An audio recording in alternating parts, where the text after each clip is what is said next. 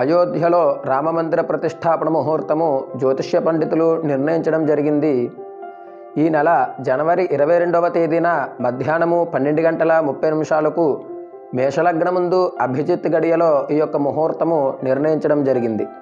ఆ రోజున మధ్యాహ్నము 12:30 నుండి 84 సెకండ్ల పాటు అత్యంత శుభగడియలున్నాయి.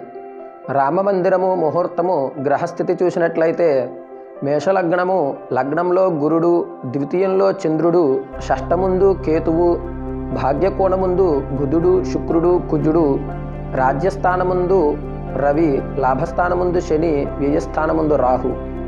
చాలా విశేషమైనటువంటి శుభస్థితి కలిగి ఉంది ఈ ముహూర్తము. అలాగే ఈ ముహూర్తము శ్రీరామచంద్ర లగ్నాత్తు రాజ్యస్థాన ముహూర్తమై ఉండడము, భారతదేశ లగ్నాత్తు చతుర్థ స్థాన ముహూర్తమై ఉండడము చాలా విశేషమైనటువంటి ఫలితాన్ని కలగజేస్తుంది.